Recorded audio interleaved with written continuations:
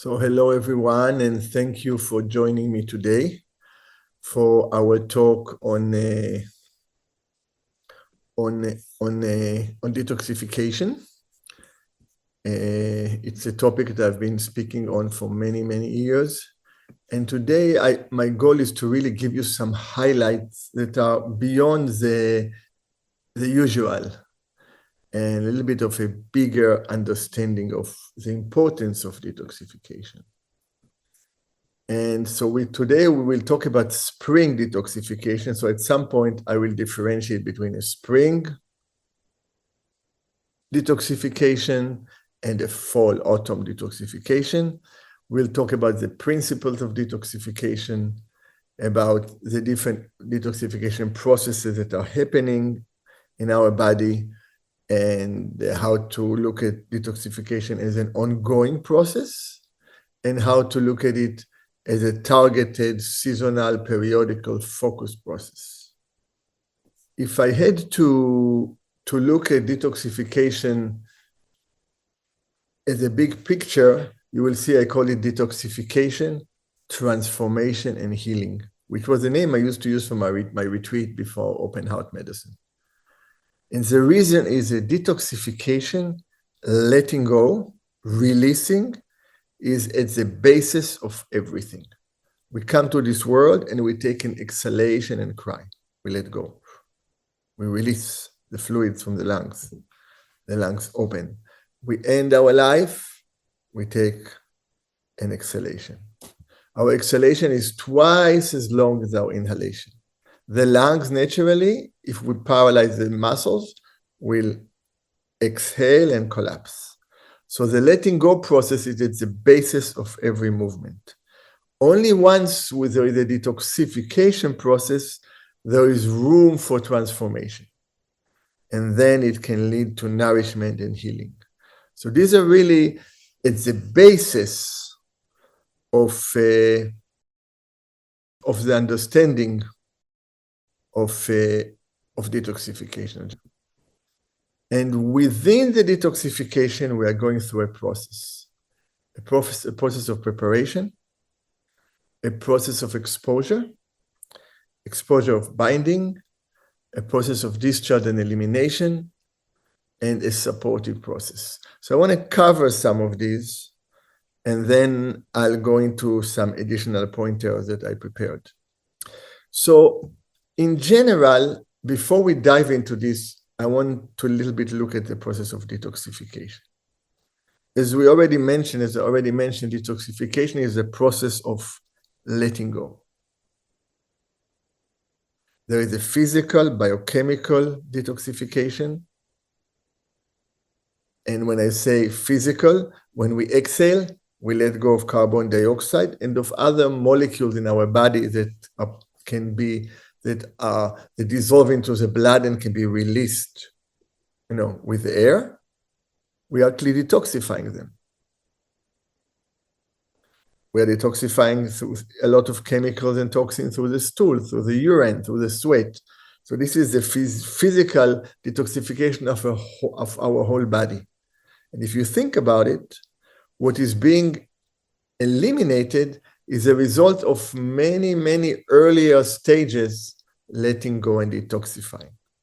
So there's different physiological detoxification, going backward all the way to the lymph system, all the way to the interstitial space between the cells, and all the way to the cellular membrane. The membrane lets go and takes in. The key movement in the cell membrane is a potassium-sodium pump, where sodium is pumped out and potassium is kept in to create an electric potential that keeps the cell wired, charged, and alive, plus other reactions, up to 1 million reactions a second for the cell.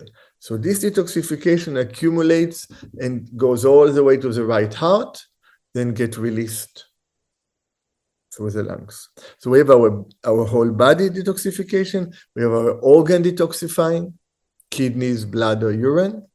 We have our tissue detoxifying, we have our cells detoxifying. But these organs, these cells, this system also have emotional component. psychological component, and psychospiritual component. The different organs make different contribution to. It's beyond the scope of today's webinar broadcast. In the meditation retreats, we talk about them and then we experience them. But a lot based on Chinese medicine, and it's also present in Ayurvedic medicine, actually even in the basis of Western medicine and Greek medicine. So when we understand this, we can understand that we can approach detoxification from many different ways.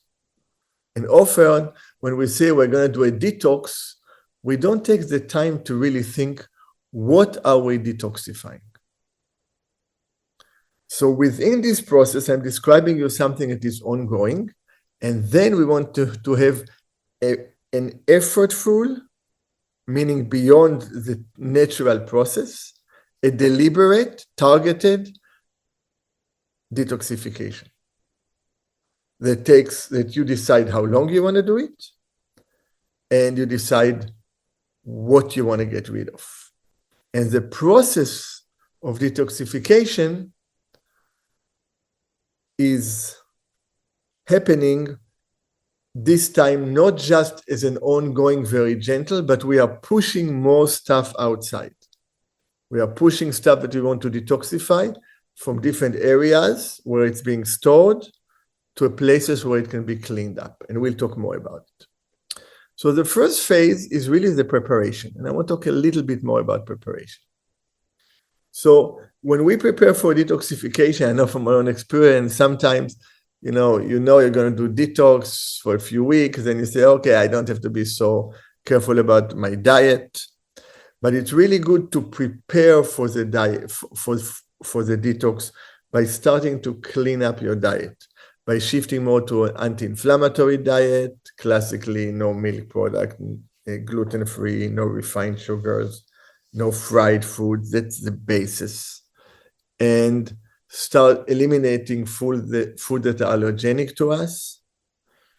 And very important, starting to support the elimination organs. Because our success in detoxification without side effects, what often is called a healing crisis, is based on how well our elimination organs, our gut, our bladder, our skin, our lungs, are going to be able to truly release what came from the storage into the bloodstream, what came from our unconscious into our conscious, what was hidden and now is exposed. So if we can attend to our gut health, to our microbiome, that does a lot of work in detoxification, we make sure that we are very well hydrated, with supporting the liver with nutrients, with different vitamin and cofactors. We are preparing for the detoxification so it is seamless, and we can further support it by of course, by different treatments, and there's low-tech detoxification, high-tech detoxification, but the preparation is very important. The other part, that we want to start reducing exposure to toxins in foods, in products, in the environment. That's very obvious. Because the less stuff is coming in, the more the body can, the balance between clearing and taking in toxins starts to shift, and the detox process is starting. And as we mentioned, we want to support the digestion, the microbiome, the intestinal barrier, and the elimination. We want to make sure that we are able to really function well in this place. But now comes a little bit of a deeper part, which I really want to emphasize. Before you start detoxifying, you want to think, what do you want to let go of? What do you want to get rid of? Sky's the limit. You may want to get rid of a disease, as big as it is. It can be something small like allergy, and it can be something like cancer. That's your goal, to get rid of it. You want to get rid of certain toxins, heavy metals, mycotoxins, environmental toxins. You may want to get rid of certain traumas, that happened to you in your life. You may want to get rid of certain behavioral, energetic, mind patterns that has been running in your family genetically and epigenetically for multiple generations. So you can put all of this into your list. The other part, when you are preparing for detoxification, is that you want to make sure that you create time for the process. So if you have a busy schedule, not everybody is busy, but many people are very busy, and you're going to layer the detoxification and spending more time on specific foods and on taking different supplements and on different actions without creating time for it, you're actually just compressing more into the same unit of time, and you're actually creating pressure. You're actually not detoxifying. You're actually accumulating pressure, and the detoxification is not going to be very successful. So preparation is very important. It's essential, especially when you are doing a more concerted effort to do detox. And in principle, detox are done in the spring and in the fall. Why? These are the transitional seasons. So around March 21st is a good time to start. Our webinar is close to March 21st.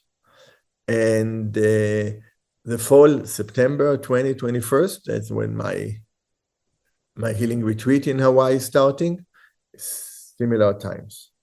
And we'll talk later about the differences between them. Once we go to the exposure, we have to open the drawers where the toxins are present.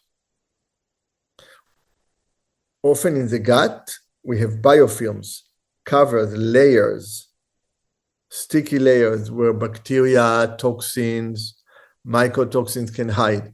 We want to peel them off. We want to enhance the immune surveillance so we are actually able to expose. And once we expose, then comes binding. And binding is very important. Many people use binders. The word binder is almost a cliche. I use this binder, I use that binder. So binders, and there are different binders, you can combine a few of them. Binders have the ability to bind to toxins, but often if they also break the biofilm, they can create an inflammatory reaction. And this is why there is value in using modified cytospectin, because modified cytospectin can break down the biofilm. The biofilm, the backbone of biofilm is a protein called galectin-3. You can read a lot about it in my book.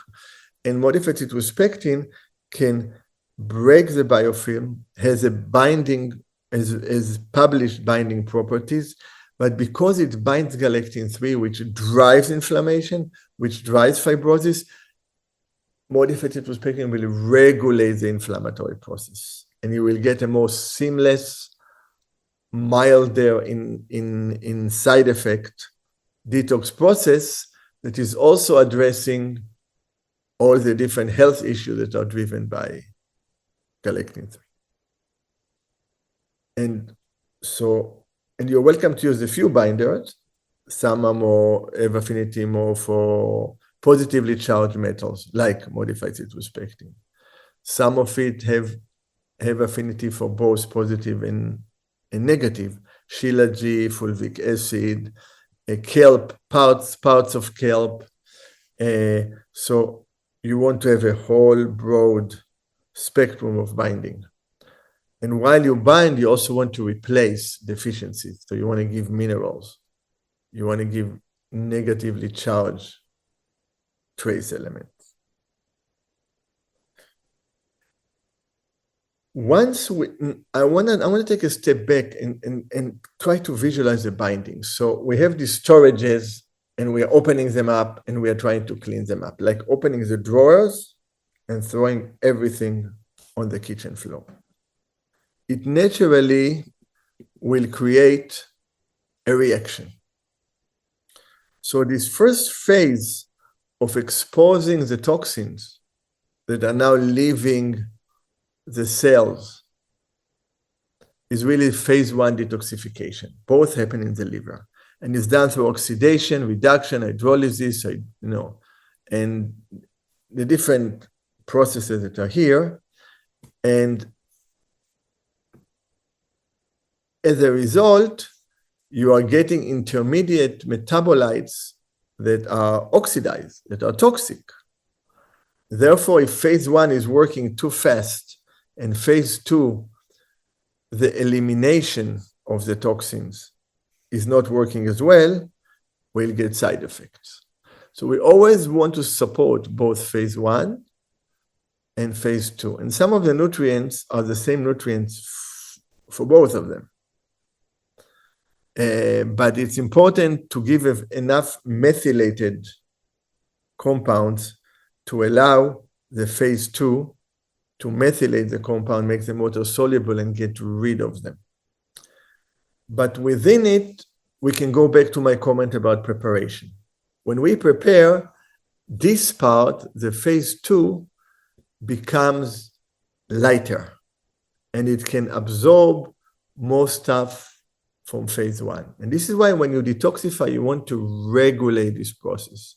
You don't want to over-detoxify. For example, there are very powerful methods like water fasting. And often water fasting is done by people who eat a good diet. But if water fasting is done by somebody who had a very toxic diet, there will be a lot of breakdown of tissue and the liver will get overwhelmed. So you want to regulate the process. For example, intermittent fasting allows to have a mild breakdown, just at the 12, 13 hours, a shift in metabolic function. But then you go back to your diet, a good diet. And so you chip and you clean and you fix through the process of autophagy slowly and consistently. So you can see you need the different nutrient really to help phase 1, glutathione, flavonoids, folic acid, the different B vitamin, and you need them and others for phase 2. Methionine, cysteine, glycine, taurine, different sulfur amino acid, and methyl group donors that can help the process. So looking at this, I want to get out of the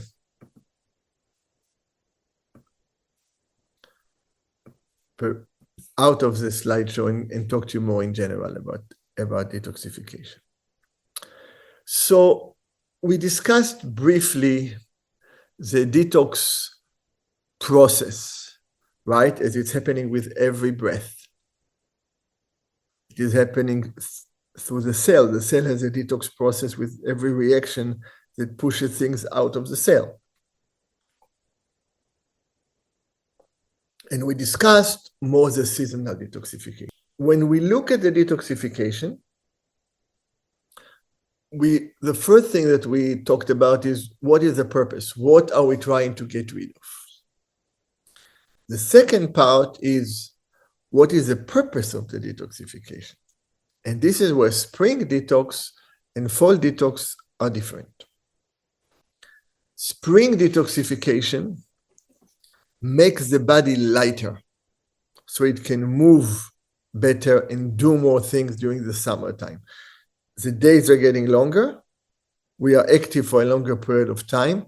The energy is coming to the surface, and we want to let go of weight, of heaviness, that often can translate to phlegm in Chinese medicine, to mycotoxins, to weights that we may have gained in the winter, and makes us more agile, more resilient, more flexible, physically, emotionally, psychologically, mentally, spiritually. And the organ that leads the process in the spring is the liver. So the liver always is the key organ in detox, but in the spring, it is the organ because liver is an organ of the spring. The wood element, the growth element, the tree growing out of the earth, with its organs, the liver and the gallbladder, leads the way during the spring.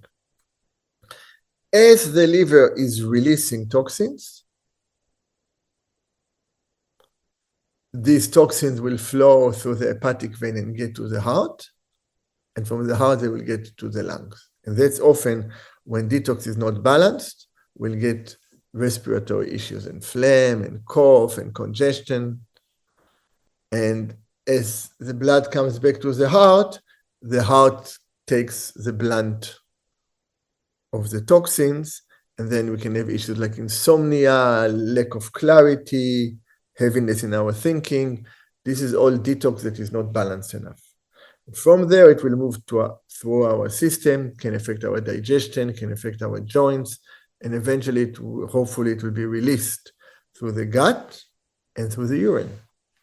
The kidney are the last station of the circulation, and the blood starts coming back. And if we didn't do a good job, the toxins will come back to the liver.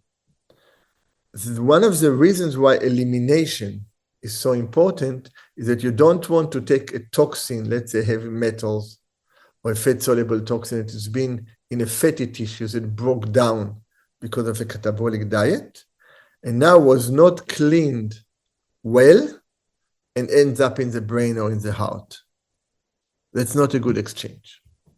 That's why we have to support the elimination. So there are many popular tools, right? People do infrared saunas. So infrared saunas create increased heat that creates sweating, also internal sweating of toxins. But heat also supports our adrenal energy. It has a relaxing ability. It expands our energy. So then it gives us more energy and support to do detoxification. Some people will exercise with oxygen just to help the tissue deal with all the oxidative stress. People will do enemas or colonics just to clean the colon. And some people will revert to intravenous therapies. Vitamin C, IV. For detoxification, we usually use low dosages, 12.5 grams, 25 grams, sometimes 50, but lower dosages.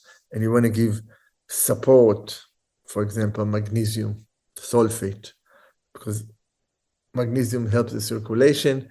It helps us move from a sympathetic to a parasympathetic state. And magnesium sulfate gives us a sulfur group that helps in the detoxification. And you can follow it in the case of detoxification with glutathione IV to kind of do a cleanup. And for people who are very toxic, we will revert to more dramatic methods that we specialize at Amitabha Clinics. We are the leaders of, which is therapeutic apheresis. We are specifically filtering and removing fat-soluble lipids. And as a result, fat-soluble toxins that are bound to oxidized lipids. And this way, mycotoxins can go out, and we can help the peeling process. So we need to support this movement while we understand the concept of discharge. The cells, the tissues are letting go of toxins, like opening the drawers in the kitchen and throwing everything on the floor, and the elimination, cleaning the floor, cleaning the kitchen counter, eliminating it. And that's a balance, that's a dialogue that happens all the time.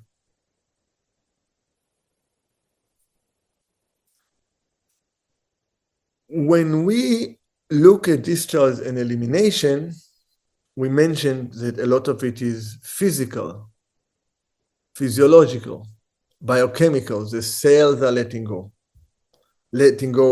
as a person, letting go as a community after trauma, let's say after an earthquake, community after a war, and letting go all the way to the cellular level.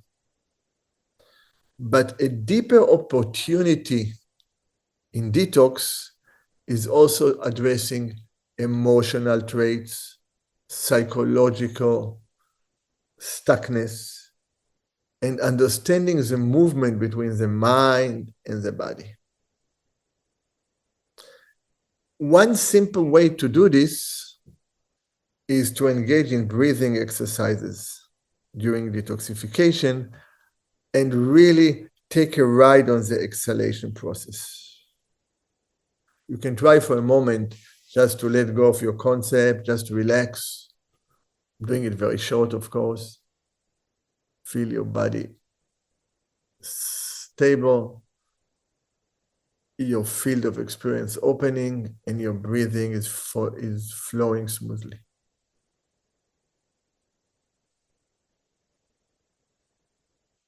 And you take a deep breath, and you exhale.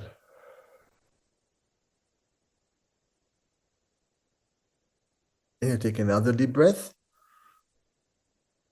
And when you exhale, you make a letting go sound. Now we're going to do it one more time. And when we do the we let our mind, our conscious ride on it and open and expand. And just stay there for a moment and feel the increased spaciousness. And it may hold only for 1 second before the next thought comes. But this spaciousness, if you felt it for a second, can be felt all the way to the cellular level. In fact, when you are trained and when we do more advanced parts of open heart medicine, we learn how to bring this openness into ourselves and projecting into the environment around us. Because we are all in this together. So that's part of the discharge and elimination. The discharge is things that we are not aware of coming to our conscious. How does it happen? It happens when we slow down, when we create space. Space between the cells, so they're not as sticky, and there is better circulation. Space between our breath, and space between our thoughts. And then what comes up inside, traumas, memories, this is our discharge. It's coming from somewhere. We're not inventing it. And this somewhere relates to a certain tissue, to a certain cell, to a certain neurological impulse. And then our ability to let go, the quality of our meditation capacity, that's elimination. And that's why the mind actually leads the detoxification process. That's why I call it detoxification, transformation, and healing. So I wanted a little bit to touch on it. And then we got our regular lung breathing. We got the breathing between our cells, the interstitial breathing, the craniosacral rhythm for people who know. We got our cellular breathing, the cells letting go and absorbing. And we got cosmic breathing, universal breathing, where we can connect to this big movement that we can feel, that is holding all of us together. And all of these are different levels, different micro to macro of this movement, ongoing movement. The more rhythmic the movement, the more open it is, the more space it is, the less toxic we are, right? Because if we have an X amount of toxin and everything is very tight, we are very toxic. But if the same amount of toxins are now in a system that is very broad, they are less present, they are more diluted, and it's easier to get rid of them.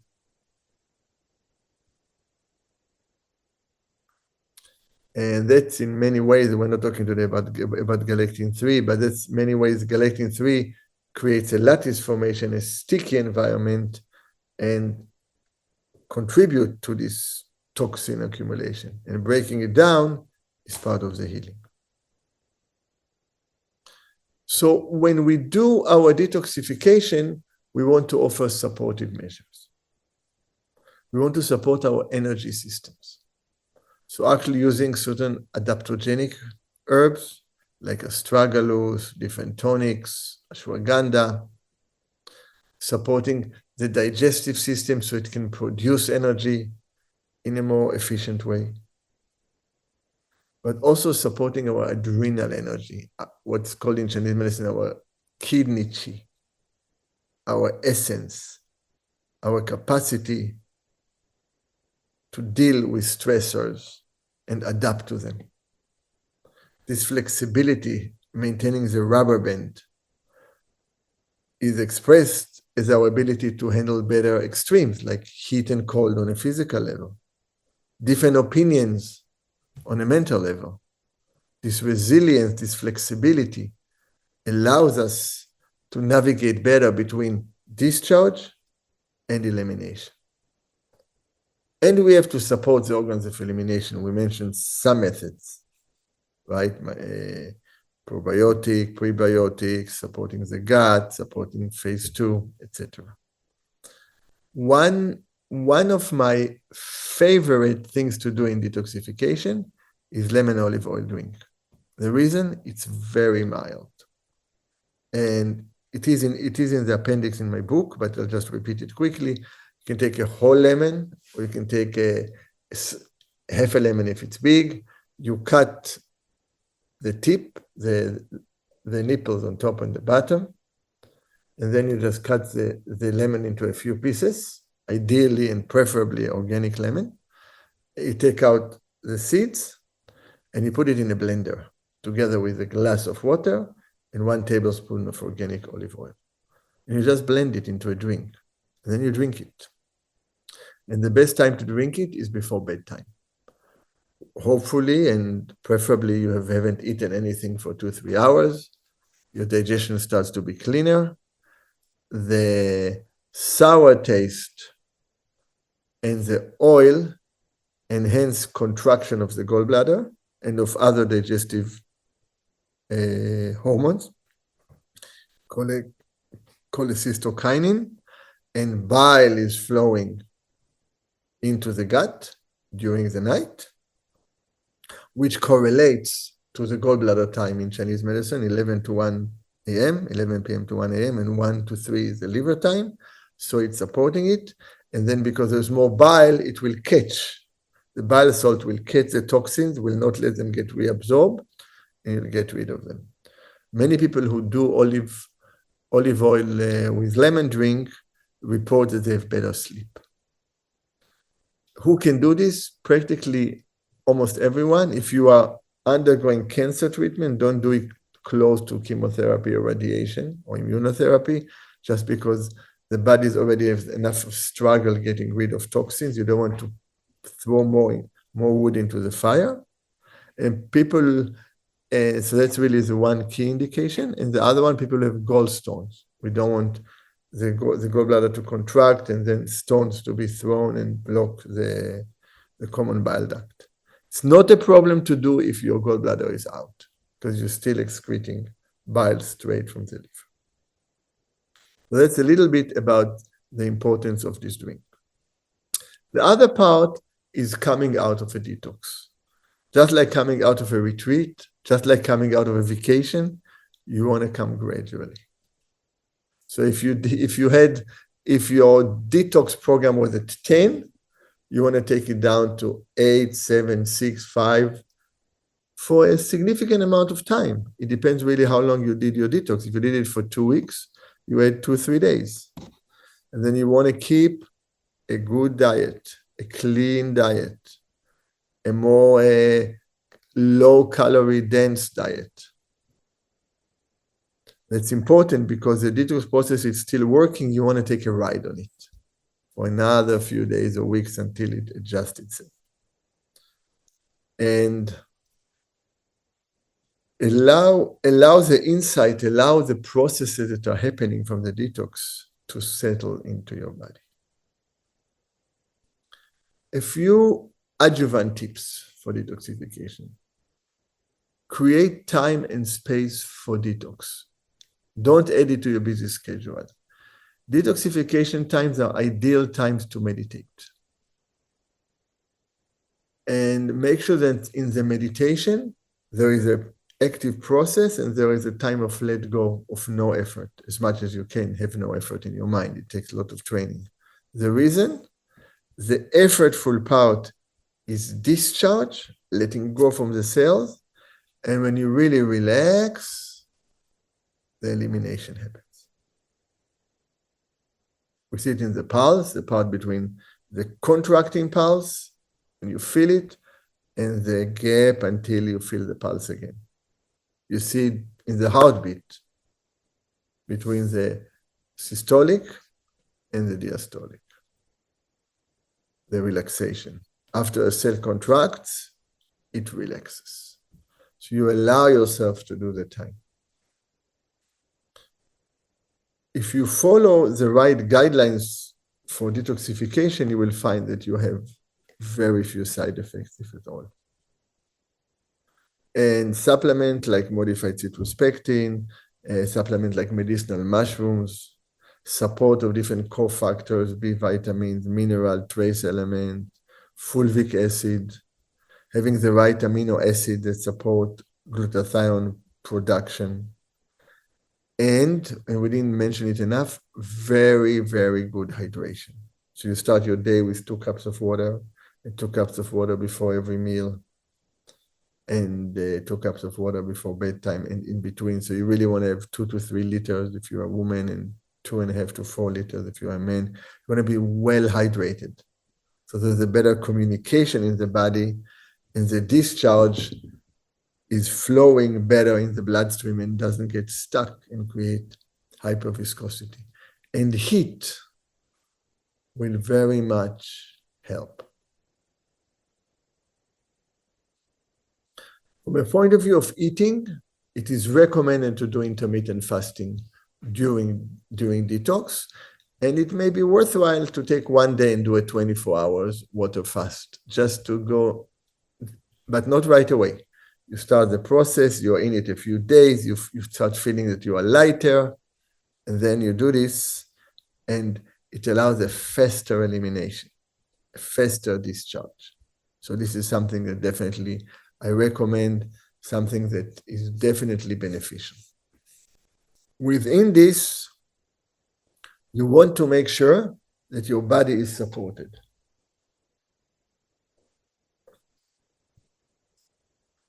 You want to make sure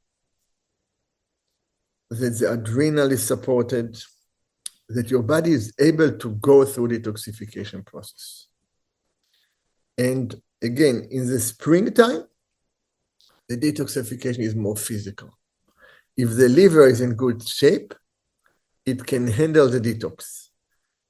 In Chinese medicine, we have these 2 parallel lines, the moment by moment line and the digestive line. And as we detox, stuff comes down from the digestive line into our reality. If the liver is not in good shape, it gets stuck. If the liver is doing well, it helps to eliminate it. This is translated in modern medicine to phase 1 and phase 2. In the fall, in the autumn, we are detoxifying in order to allow us to go deeper into winter, deeper into not really hibernation, into inner reflection. Everything slows down. The days become longer. It's shorter. The nights become longer. The day becomes shorter. We are now have more time for time of darkness, when there's no outer stimulation as much, when we can look inside. The more we peel, the more clean we are, the more we can connect. It's also a time of summarizing the year before it comes to an end. And then the whole day starts expanding. That's why, for example, in Judaism, New Year is in the fall. It's a time with the metal element when you weigh what you keep, what you don't keep, what's good, what's not good. And so religiously, they may say that by this, you are judged to what will happen in the next year. But from a detox point of view, if you let go in a proper way, there are a lot of practices and prayers and habits and fasting to let go. If you do it in a good way, you will have a healthier year. Makes sense. It's physiological. So I just wanted to touch on this difference. The other part that is in my diagram in my book about freeing the survival paradox, and I apologize, I don't have the book next to me, you have this process of the thoughts that are sticking to each other. And as the thoughts start expanding, as you slow down and you're starting to create space between the thoughts, stuff comes up. Memories, emotions, traumas, insights, they are a normal process of going into a deeper layer.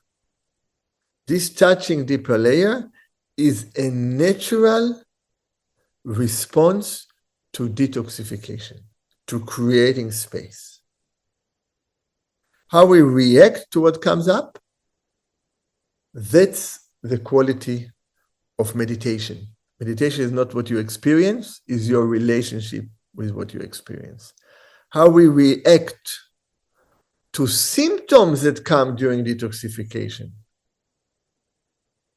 that's also a meditation process on a physiological level. So many people who have chronic illnesses, especially Lyme disease and multiple chemical sensitivity, you will know that you're already sensitive to a chemical before you even tried it. Often, why? Because in the past, it created a reaction. So there's an anticipation for a reaction to happen. We are holding to this. We're not letting go and not creating the space for anything and everything to happen. If we can let go of preconceived ideas and of the contracting fear and anxiety about it, we may find, oh my gosh, there is no reaction. Why? Because we didn't react. We didn't react in our mind. We didn't react emotionally. This translated to different neurotransmitter in our body, different hormonal expressions, and sure enough, we react differently. And it's a step-by-step process. So a big part of detoxification, and what makes it more meaningful than just doing enemas and diet and supplement, is understanding that we are also detoxifying our preconceived ideas, our opinions, our stuckness. And by creating space in our mind, we are creating space on the cellular level. We are creating space on the connective tissue. And when we create space, oxygen will come into the tissue. And when oxygen comes to the tissue, the cells goes into a relaxed mode and move from glycolysis to proper mitochondrial function, and diseases just go away. And that's the result of a process that can start in detoxification. There are two ways to look at detoxification. One is a way that is a little bit fundamental, is that this is not good for me and I want to get rid of it. And people who are too tight about it end up eating just rice and water because they become allergic to everything. The other approach is to tolerate more. So part of a very healthy healing process is being able to eat and drink and experience something without a reaction, without the reactivity that would have happened in the past. That's real healing. And it happens on all levels, on the physical level, on the emotional level, on the psychological level, on the spiritual level. This is a transformation. We are using the wood of the toxins and we are burning it into a fire of transformation. And this transformation, this tolerance, this understanding allows the heart to nourish our body, allows a process of healing to happen. But it starts with detoxification. It starts with exhalation. It starts with letting go of concept. It starts with unlearning. For me personally, that's my main interest is this process. So I'm involved with research with therapeutic apheresis because it's very important, and I developed a process that is very promising for treatment of sepsis, very dramatic results in large animals. And if we get to the clinic, and the same results hold. It'll be amazing, can save millions of lives every year. So obviously I'm committed to it. But my big personal interest on the long term is to take all these decades of training in different medicines and meditation and show how the detoxification, transformation, healing led by the mind can lead to a place where anything and everything is possible.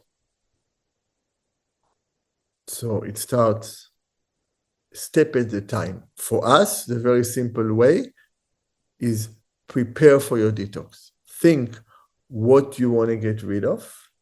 And then when the process happens, when you become lighter, stuff will come up that you did not expect.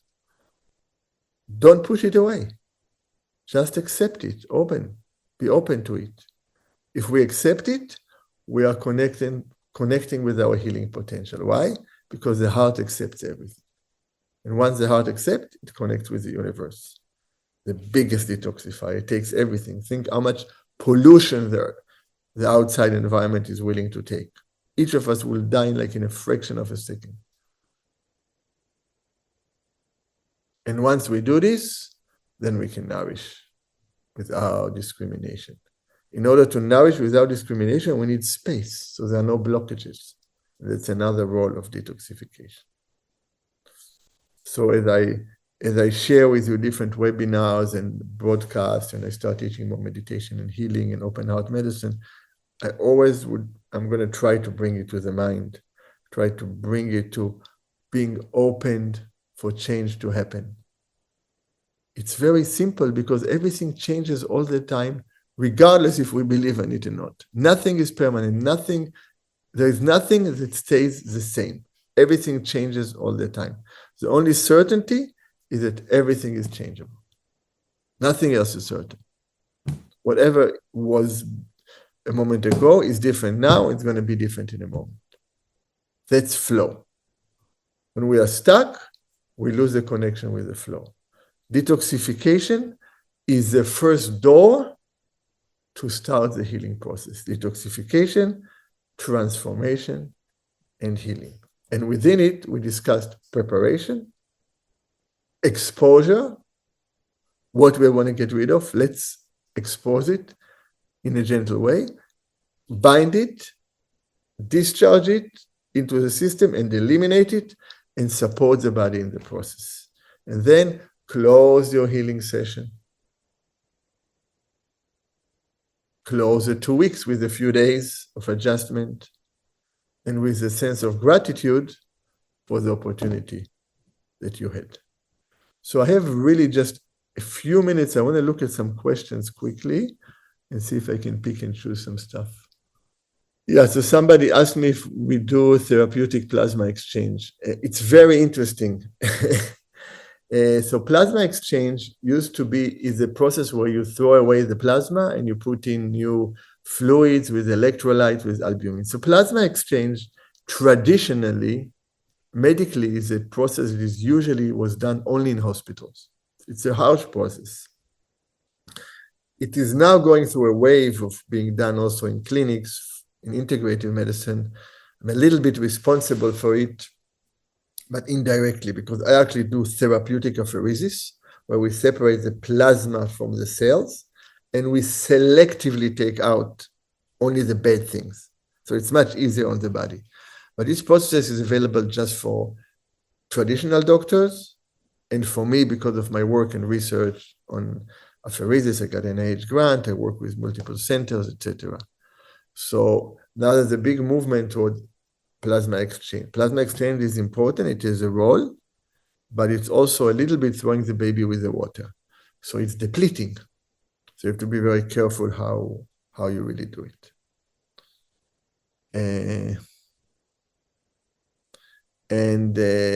You do need two veins for it, and for the person who asked. And you can put a double lumen catheter if you're doing it for a short time, or you need a really good nurse.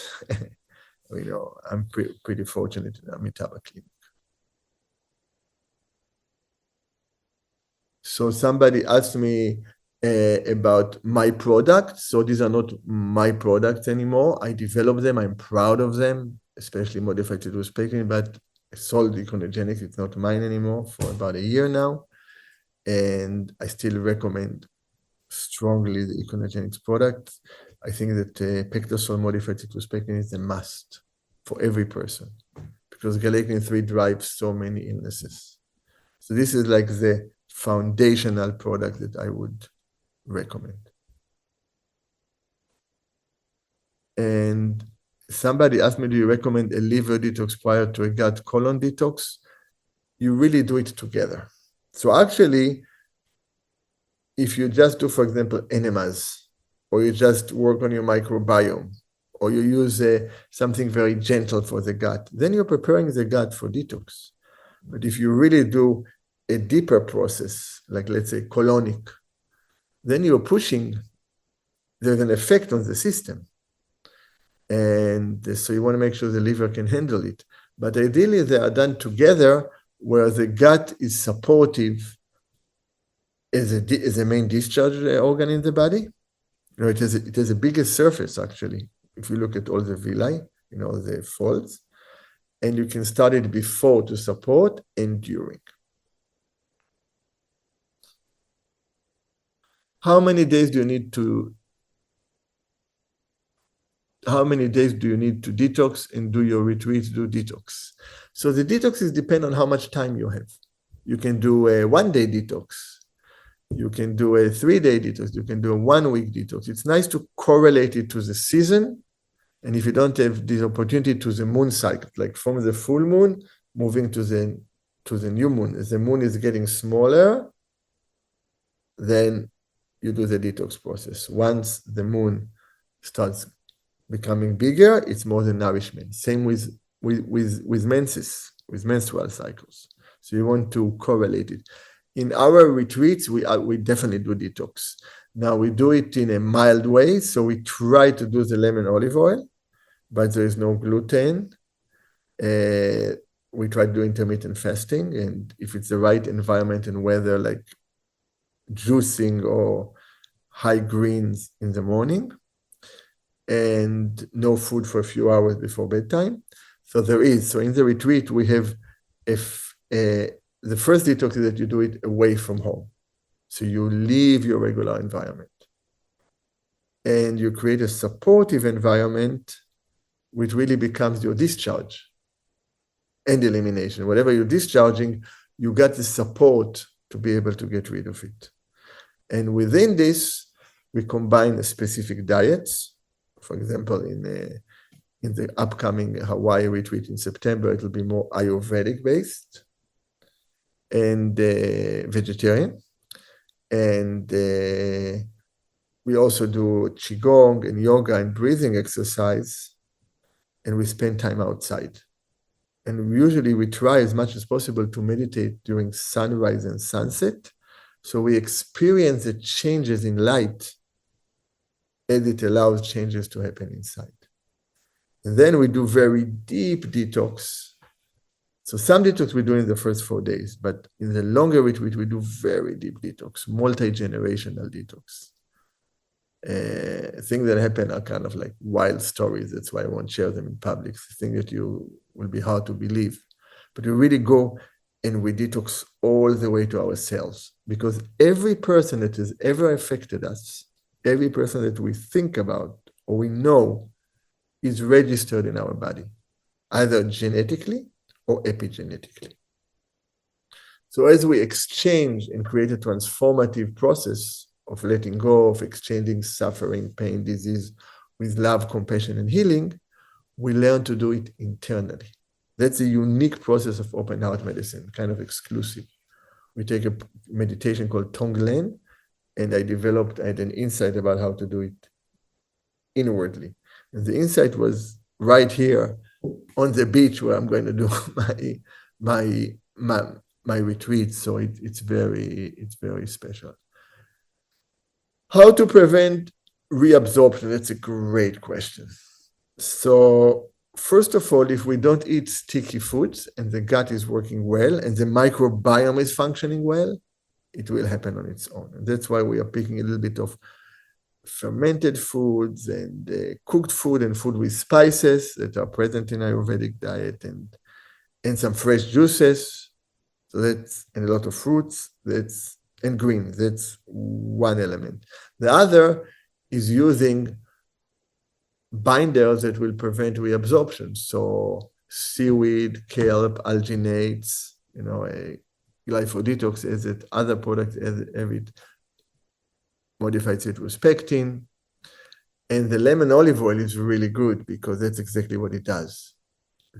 The high molecular weight pectin in the lemon will bind to the toxins, especially fat-soluble toxins, and will not let them get reabsorbed. Because most of our toxins are fat-soluble. If they are water-soluble, it's easier to get rid of them. So, yeah, there are some questions about different labs for testing for heavy metals. Yeah, doctor's data is the prime site.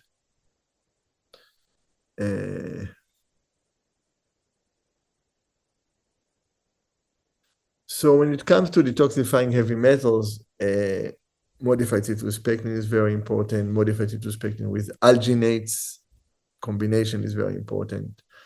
But we have to understand it's not only heavy metals. You also have mycotoxins. You also have pesticide, glyphosate, which is a very big issue. So you have to combine all of them together, and we can't escape from glyphosate. It's really everywhere, and it's a process. But modified citrospectin has very great affinity, especially to lead and to other heavy metals. So it's definitely high on the list because it's very mild.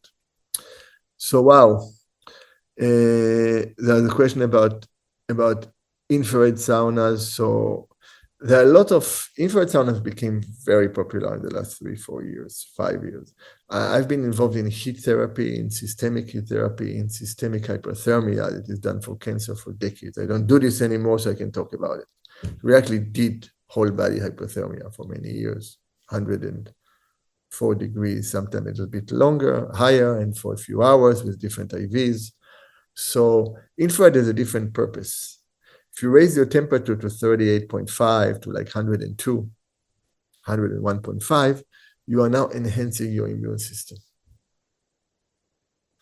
One of the issues that now there may not be as much agreement is that if you do too much infrared, the body will protect excess. And it protects it by increasing the level of heat shock protein that protect us against heat shock, too much heat. And this protein, when they get higher, they suppress the immune system. So ideally, you will do infrared sauna every other day, or you can do 5 days and 2 days off for 20, 30 minutes. Don't do it for too long. But you can take 1 day, especially if, let's say, you have cancer or Lyme disease. Not so much with viruses. You can take 1 day and really go long. As long as your cardiovascular is okay, somebody is watching you, can even drink warm water inside. The infrared where the head is outside is easier on the body. And if your issue is not in the head as much, it's fine. And still the body temperature will go up.